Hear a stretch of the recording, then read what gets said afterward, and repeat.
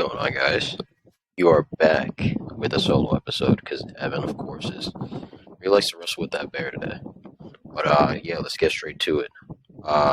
So for anybody who knows, we unfortunately recently, well, for you guys, it's not as recently, lost the NBA 2022 Finals against the Golden State Warriors, and I'm pretty fucking upset about it. But can't be too upset. We took a really good team, or a really solid team, to 6 games. Gave them a real hard fight, except for that last game. And for one, I'd like to say congratulations to the Golden State Warriors. Congratulations to Steph on his Finals MVP. He is officially a top 10 NBA player, which is just insane considering he's had a 8-year just flurry of how great he's played. He now ties LeBron with 4 rings, which I personally don't care about, but every media analyst wants you to talk about it. And I just want to come in here and say they played really well. That's all I got to say. But to talk about the Celtics, of course, what I realize is what we need a point guard to take the pressure off of Tatum and Brown. And I really like Marcus Smart. Everybody knows I'm a big Marcus Smart guy. But he's not a true point in what I say, as in he's more of a, I can't even say 3-and-D because he's definitely got better at shooting. But he's not a very good shooter. And when it really comes down to it, he turns the ball over even more than Jason Tatum. And he had 100 turnovers in these playoffs, which exceeded the record by, I think it was 22 that LeBron had in 2011. So that obviously isn't going to help us win. This year, just in the playoffs alone, Jason Tatum had 100 turnovers, like I just said. Second behind him was Jaylen Brown with 76. We can't have our 2 top guys leading, not just our team, leading the whole NBA playoffs in turnovers. That's honestly, with that, it's a shock we made it to the finals. And that's just a testament to our coaching with Ime Udoka, of course. Just purely outplaying everybody else. But that's a recipe for if we're playing like we were playing the Warriors. They'll take those turnovers, score 3 on the back end, and that's just how you lose games. But, of course, I want to say congrats to us on a pretty good season, or a pretty great season. I hope we could replicate it next year and actually win the finals. But to get back on the Celtics, I just want to say, so the NFL draft happened recently, and I don't really know much about the draft. I didn't watch a lot of college basketball this year, but we drafted in the second round this guard out of Alabama. Seems pretty good. He seems more of a scorer, though, than he seems more of a 3-and-D type of really good role player instead of just a straight scorer, which is kind of what we need. Obviously, we like for him to score the ball. You need people who can score the ball in the NBA now. It's not just traditional point guards league anymore. Every point guard realistically is just a 2-guard masquerading as a point guard. But I'll definitely take someone who could definitely take the pressure off of Jaylen Brown, who's played amazing.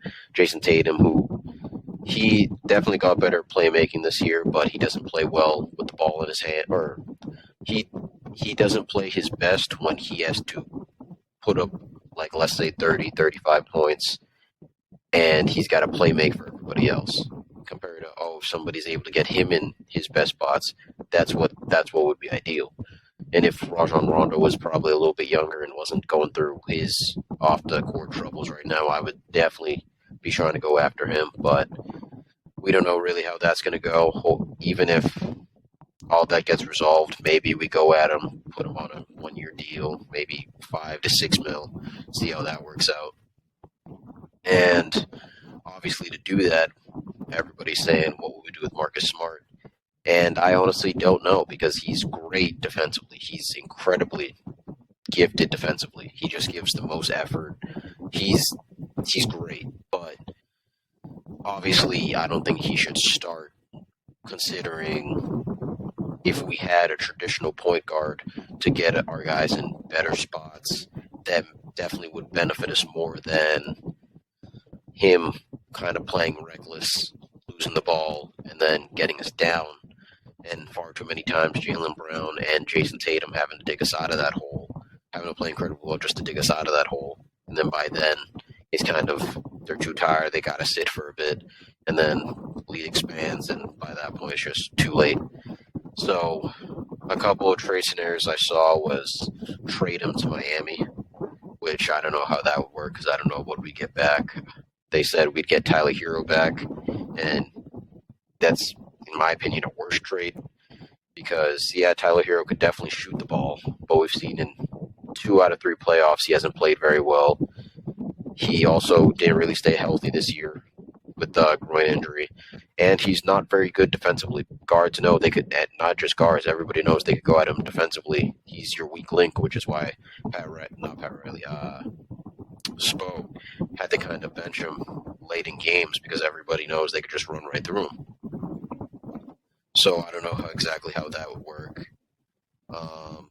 They said get him for John Wall, but of course now John Wall, as of last night, is going to the Clippers. So of course that can happen now. But even if it were John Wall, there's too many questions with him. Where it's how much athleticism has he lost with the torn Achilles that he suffered in 2019. We haven't really seen him play all but 40 games in 3 years. It's just, plus taking on his insane contract. I don't know why we do that even for just a year. It just doesn't seem to make sense if we were to have done that. Obviously, it's not possible. But even if we were to have, I just don't understand why we'd put that huge contract on the books. Somebody said, just for fuck's sake, somebody said Lakers. That's just a terrible idea. Anybody trying to take on Russ's contract. Virtually the same thing as John Wall, except obviously he's more healthy. But he turns the ball over even more than Marcus Smart, Jason Tatum, and Jaylen Brown combined, which is pretty goddamn hard to do. That's just an awful match made. I really don't know what we could do. Marcus Smart is kind of in a weird spot where, yes, he just won Defensive Player of the Year, so it's like his trade value is probably at his peak right now. But who would we get for him? Because obviously we're not going to get like a CP3. Who else? There's not really many traditional guards because every guard now is basically a 2 guard. Say like Kyrie, yeah, he's pretty good at passing the ball, but he's mainly a shooter. You look at Devin Booker, you look at basically every guard of every team. Steph, of course, every guard. Yeah, they assist the ball pretty well, but it's mostly they're more shooters compared to, I'm a pass first type of player. That's just how the league is nowadays. But yeah, it's really difficult to see what we could do with him. It's definitely going to be a very interesting offseason, especially since the offseason just started. We have a lot to work on. We have a lot of places we could benefit from. Obviously, Rob Wilk, rest that knee, gets back healthy. I really think he could be an all-defensive type player. He was great for us this year, and I think realistically, if he wasn't hobbled the entire playoffs, we maybe even would have won. Because in those Warriors finals where me and Evan were saying probably sit him, start with a small lineup, he was fantastic for us. Obviously not great on the scoreboard with only 2 or 4 points, but in that last game he had like 4 or 5 blocks, which is fantastic. And I think if he was healthy, maybe it's 6 or 7.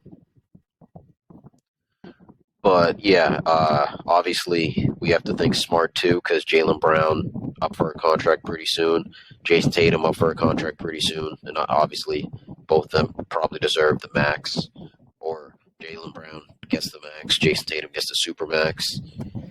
So a lot to think about for Ime this offseason. It's definitely going to be not trying, because we're definitely in a better spot than, let's say, like the Wizards, who have Bradley Beal, don't know what to do with it, nobody else, or the Houston Rockets, who seem to be constantly in a rebuild since James Harden left. The Nets, who even now Kyrie, who opted into his $36.6 million deal, or player option, they still, I don't know what you do with that team, because I don't think Ben Simmons saves it. There's just a lot for them to do, and I honestly don't know what you do with them. I don't know. Yeah, to keep talking about NBA, Christian Wood from the Houston Rockets, seems they're trading away all their kind of key pieces to try to keep a young core. Traded to the Mavs to play with Luka Doncic. I don't know how I feel about it because I feel like he's a pretty good player, or he's a great player, I would say. But I don't know if he's exactly the type of player the Mavs were looking for. If anything, I would have seen like ideal situation would have been like a Jimmy Butler. Obviously, he's not getting out of Miami, and I don't know how that would work. With it seems Luka's kind of not the workout warrior Jimmy Butler is, so that would have been probably difficult. But even for a year, if you get a championship out of it, that's all you could really ask for. A Donovan Mitchell, which Utah's never going to get rid of him. They much rather get rid of Rudy Gobert. That's a whole other bag of worms in Utah. Um, yeah, a lot of stuff going on, a lot of moving pieces. Like I said, offseason just started. A lot of people are trying to get back healthy, trying to work on whatever they need to work on. I think it's going to be a really fun season this year. No matter what the numbers say, with this being the lowest watch final since 2019, I still think it's going to be a really good year for the NBA. It's going to be real interesting because there's no real super team I could say that I could be like, oh yeah, they're probably going to be in the finals because I don't trust the Nets. I definitely don't trust the Lakers. I don't trust lots of teams. Celtics, I think, could obviously make another comeback. Bucks, I still think can make a comeback. Suns, if they figure out what to do with Ayton, whether they re-sign him, which I don't think is going to happen because I think he wants out. Uh, Warriors again, of course, even though we don't know exactly what's going to happen there because they kind of seem to be on the decline. But we said that before, and they won a championship this year. So you never know with the Warriors. They're very well coached. They always know what to do. They're battle ready. So it's always going to be a fight with them. So you always got to make sure they're in the picture. And yeah, that's pretty much it for NBA news. In NFL news, Deshaun Watson seems that he is going to be suspended. Talks in at least a year is what the NFLPA is hoping for. NFLPA meaning NFL Players Association. But it seems like the league itself wants to suspend him for indefinitely, meaning a year or 2+ years, which we haven't really seen from this caliber of a player since there's this player on the Jaguars a couple of years ago that he had off the field issues, and he was the first one to get suspended indefinitely. But this definitely is a bad look on the NBA if he gets suspended for 2+ years, or even if so, let's say he only gets suspended for a year. Uh, the Falcons receiver Calvin Ridley only getting suspended for a year for gambling, which obviously we know sports gambling when you're in the sport is bad. I sports gamble. A bunch of guys out there score sports gamble, but I have no insider talks with the Patriots or the Cowboys or whatever team I would be rooting for to win. I don't have any inside information. I'm just taking a guess realistically. Compared to obviously he would have close to inside information. I still think his punishment was unfair. I understand you kind of have to lay that hammer down so people know not to do it, because some people are going to say it ruins the integrity of the game, and it really does. Because say I'm going to think and look, oh, if he's doing that, maybe I should have said that because they got a better chance of winning. Maybe he knows something that I don't. But I think it sets a bad precedent because if he gets a year and Deshaun Watson gets a year, what Deshaun Watson is accused of compared to what Calvin Ridley is accused of is two completely different areas of a spectrum, I would say, that looks a lot worse on the NFL if they show, oh, well, this is kind of the same crime or same pay, we're going to do this on the same pay scale. It's not a good look for the NFL. Roger Goodell has a lot on his hands. It seems that they go to bat next week. Next week, obviously, meaning first week of June. It's going to be a very tough thing for Deshaun Watson to get anywhere close to under a year. I think that's already out of the question. I think he's hoping just for a year. And I guess that's his best option. But I don't know if that's even going to work because it seems the NFL really wants to go for at least 2. Which I can't really blame them. I'm shocked that they're not just suspending him for life, which is what some insiders are saying they want to happen. It's just a really tough situation on all ends. Obviously, we've spoke on here intensely about if we thought he'd done it or trying to give him his day in court. Obviously, I was a Deshaun Watson fan, a huge Deshaun Watson fan, and I was trying to give him the benefit of the doubt. But with just the outstanding amount of cases that's presented itself, I can't sit here and say it definitely doesn't look bad for him, even if I was just a regular fan. It definitely doesn't look good for him.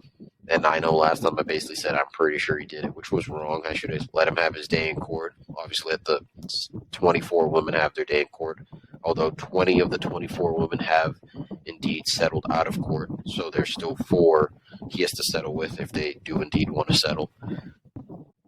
And that doesn't matter at all what the NFL is saying. That's not going into the decision. They're still making theirs independently. But either way, Deshaun Watson, even if let's say he's not guilty, let's use that, because obviously it's innocent until proven guilty. He definitely has held himself in a very bad code of conduct. He should have known better. He's been a professional athlete for as long as 5 years in the NFL, plus the 2 or 3 years he played at Clemson, and he knows how huge he was at Clemson. So he should have known, I definitely shouldn't do this. And I still feel it's very weird behavior because I've never heard of a sports athlete getting multiple masseuses, more than maybe let's say 5 over the course of their career. Because a lot of them they obviously test out a few of them first to see, this person, we have more chemistry than this person. And usually they find the one person that works for them. They say, no, you're going to be my personal trainer, or I want you to work on me Tuesday, Thursday, Saturday, whatever the days may be. And that's what their schedule is. They only use them. Say they're not available and say they absolutely have to. Maybe they venture out at that point, but it's more of a rarity. Just seeing how he used 66 women in 17 months, which is a little over a year and a half. It's just insane. That's virtually 2 women each month, which is, or a little over that even, almost a woman a week, which is insane to think about. A different woman each week for a year and a half. That's ludicrous. I feel as a professional, you should know, this looks bad, I shouldn't do this. And with his lawyer, Rusty Harding, saying, happy endings aren't illegal, it kind of seems like he even knows something went wrong there, but obviously he's protecting his client and may have just been a slip of the tongue. But it's not looking good for Deshaun Watson, let's just say that. Whatever the punishment may be, I think if it's a year, it's fair. If it's more than a year, I believe it's fair. If he never plays again, I still believe that's fair. The real question is, what are they going to do with his contract? A lot of people in the podcasting space, such as Pick a Side Podcast, such as Through the Wire, have been talking about the NFL might just review that contract and void the contract, which I had no idea they have the power to do, but obviously it's the higher power of the NFL. They have whatever power they want to do. And I just wanted to talk about how awful this looks for the Cleveland Browns. Cleveland Browns fans are down bad. They're down awful. They're down atrocious. They're down absolutely atrocious. Cleveland Brown fans should be looking at their front office and saying, what the fuck did you do? Yeah, they may have done it smarter where it's, they're only paying him $10 million this year. But you got to think of next year where it's like, all right, let's say you get suspended for 2 years. You're still fucked. Now you're paying him $54 million guaranteed for him not to play. So either way, Cleveland Brown fans, their minds are probably in a fucking blender somewhere, hoping that something good comes out of this, which obviously kind of sucks because a lot of people are looking more of the football aspect instead of the women aspect, which is what we should be looking at. We shouldn't be putting these athletes on a pedestal. But it's what happens, and unfortunately, it's what life is. It's what we do for any celebrity, especially if we like the celebrity. It's a really bad situation. So those are my last thoughts on that. We're going to move over to music now. So Roddy Ricch, rapper from I want to say he blew up in the 2018, 2019 era. He was blowing up around the same time as Polo G, Lil TJ, around that type of era.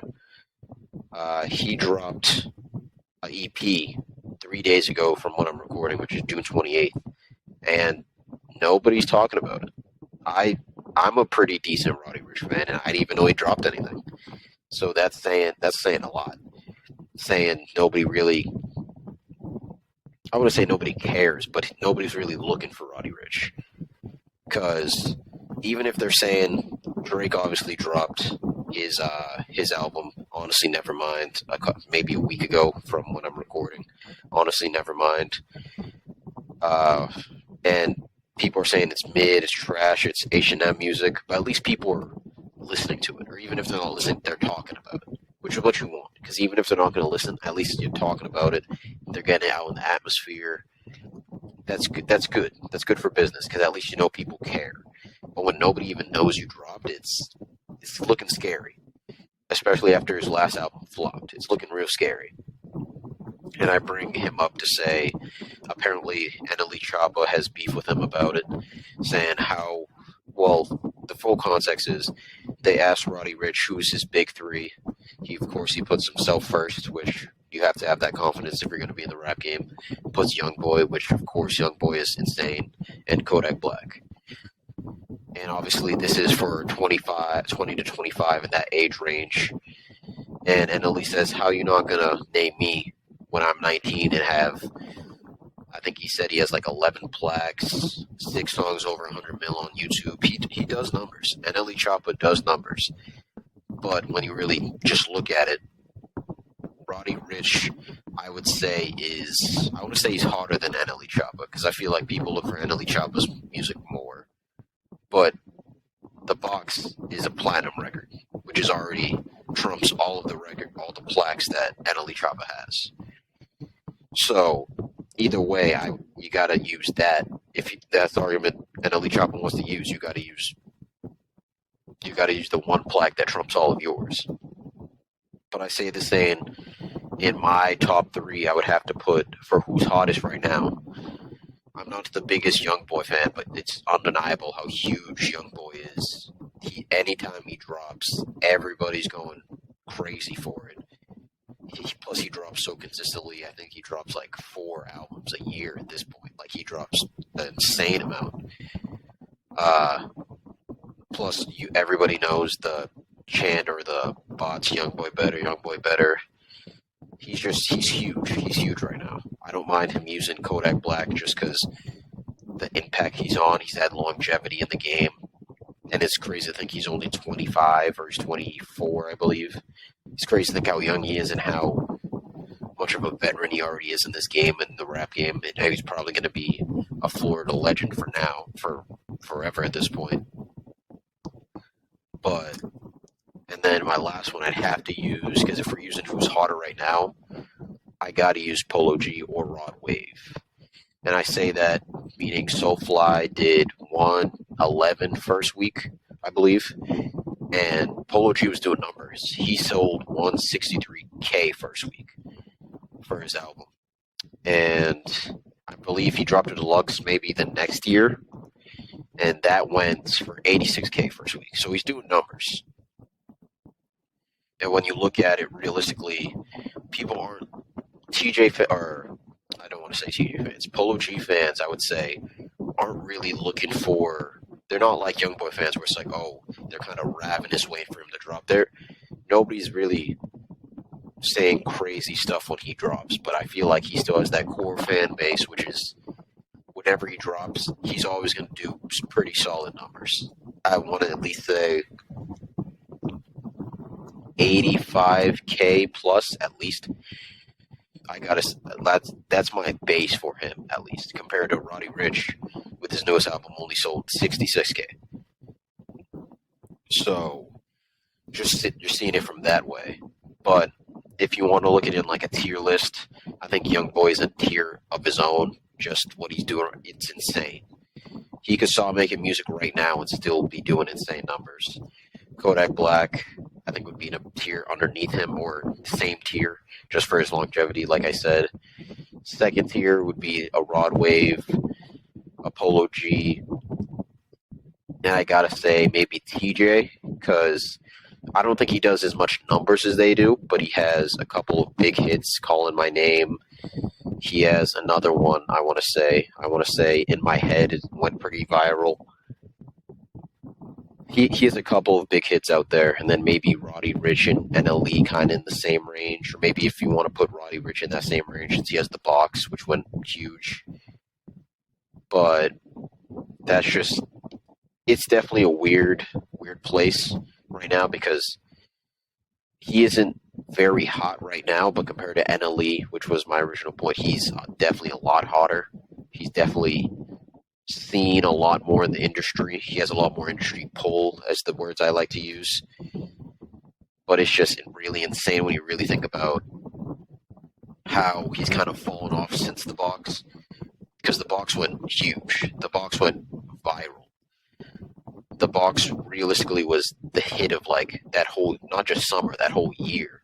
And now it's kind of, he's only selling 66K. So I don't know where I'd kind of rank him in the rap game right now. Because he's definitely taken a little bit of a fall from grace. And he's not even headlining his own tour. He's going on tour this summer with Post Malone, which is his second time opening for Post Malone. When I feel like, okay, of course you do it your first time because you need to get your name out there. But I feel like at the level he's at now, he should just be doing his own tour, even if it were to be less like a Coil Ray or an NLE Choppa, because I think he could definitely outsell them. Or even like a Lil TJ, I definitely think he could outsell them. At least they're doing their own tours because he knows that they got that pull. Even if we want to use Smoke Perp for an example, his tours are doing nothing, realistically. He's getting like 10 people a show. But at least he's putting himself out there being like, no, I'm going to be the headliner of my own tour. So it's a precarious situation to say the least. And final thoughts on today's episode. Unfortunately, recently, rapper Lil TJ, has been shot. They say he got shot 5 times in the chest area. He was at I believe a nightclub, or not a nightclub, a gas station. He got shot, went like a mile down the road, and one of his friends also got shot. The 2 friends of TJ's who shot back at the perpetrators are now being locked up for gun charges, which I don't know how exactly to feel about it, because obviously they know the New Jersey laws are just insane. New York and New Jersey laws when it comes to guns or anything are just insane. Obviously they take it really seriously. They don't play about those. So, in a one hand, it's like, of course, they were just trying to protect their friend, their moneymaker, realistically. But on the other hand, it's like, you know where you're at. You know if you get caught with it, you know what's going to happen. So, you can't really be too mad about it. But yeah, just when you think about that, of course, it's fucking sad. I believe they have caught the shooter, who was also shot himself. So it seems one of the bullets that fired back did connect. He seems to be that he's going to be okay. But Lil TJ is still in the hospital. He is unconscious. Other than he's had leg movement the first night, I believe, after they did major surgery. But to this point, as I know, he's still unconscious, which is horrifying when you really think about it. Obviously, I'm hoping he's just resting right now. I'm hoping he gets he gets better. I don't know what. Obviously, since he got shot on the chest, I don't know what's going to do with his lungs. If his rap career is going to continue, but that's the least of his. I hope he just survives. Rapping is right now one of the scariest places you could be being a rapper, because you don't know if your guys around you are really for you. You don't know if the people you're messing with. And this is why when every rapper says, oh, I move like the president, no. People move like the president only go out of the house when they need to make money. And when you're putting all this negative energy out there where it's, oh, the shooter gets shot, which I feel like TJ wasn't really doing. But when you compare it, if you look like a Little Durk or other Chicago rappers, I feel like Lil TJ kind of does like the more melodic, not sing-songy, but like R&B type music, where it's like I feel like he wasn't putting that much negative energy out there compared to like a young boy, like I said, or uh, just a lot of those other gang rappers who you could tell like he's one of those rappers when he got shot. I was like, there's no fucking way. Compared to like if there's some rappers we know out there, if they were to be shot, I'd be like, but that makes sense.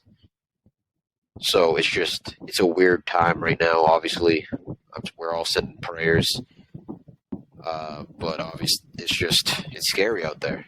It's real scary out there to be a rapper. Real scary. And that'll conclude today's episode. Hopefully, we'll be back. I'm shooting a vlog next week on vacation, so that will be up on the YouTube channel. I'll put that on our Instagram at Unruly Productions _. Don't forget to follow us on TikTok. We are on TikTok, like I said, at Unruly Podcast _.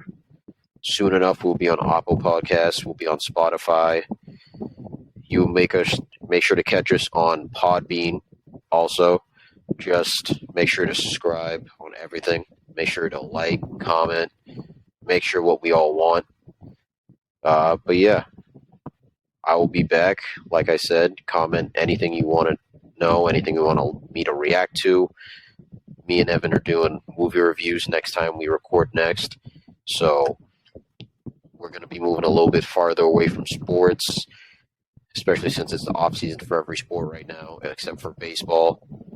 We're going to be moving away from sports, kind of do more movie type stuff, TV show, maybe even do some vlogs, like I said. So let me know what everybody wants to see, and make sure to subscribe, show all your friends, and thank you.